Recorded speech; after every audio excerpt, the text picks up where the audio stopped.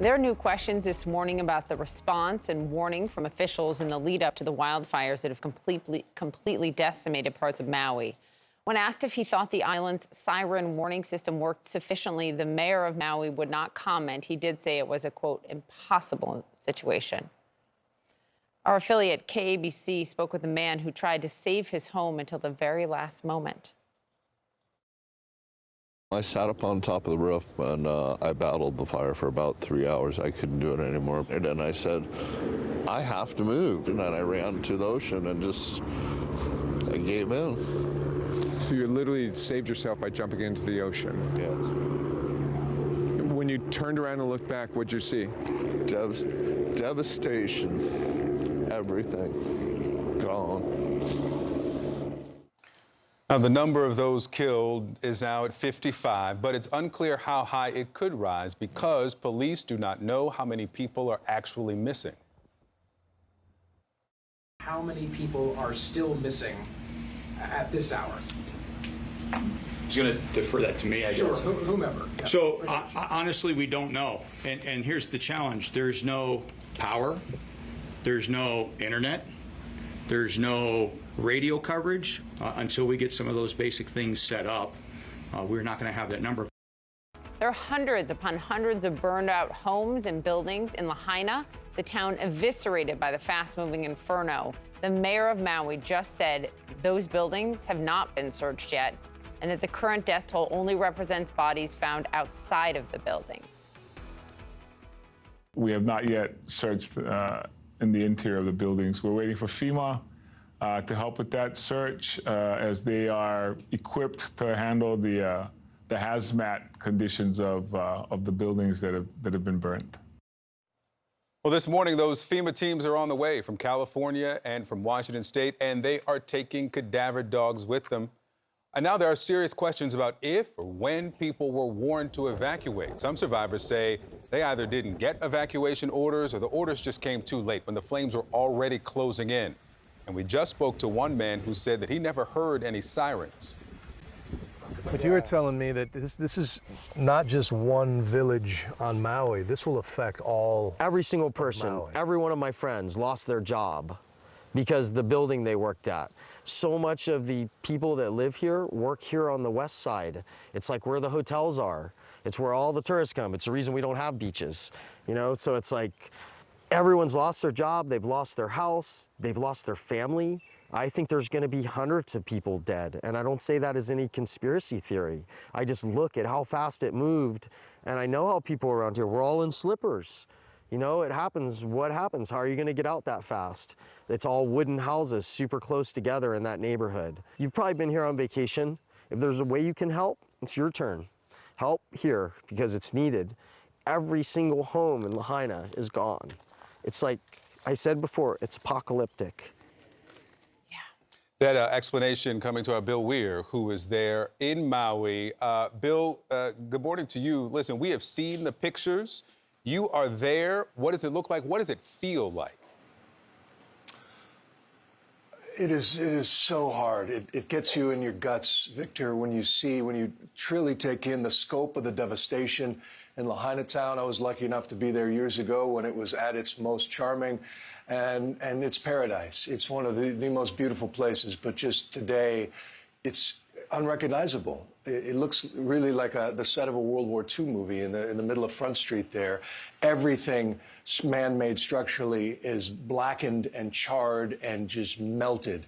It smells. It reminds me of the smells I came across in Paradise, California, after the record deadly fire in the United States happened there, because every petroleum product, all the pipes, all the plastic, the fiberglass boats is melted into this soup that's now floating in the harbor there.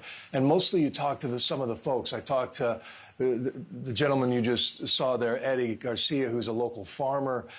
He was cutting furiously a fire break on his farm to try to stop the flames the days before, and it actually paid off for him. He lost a lot, but nothing compares to his neighbors who have nothing, who didn't have the time to grab their clothes or even a passport before they fled.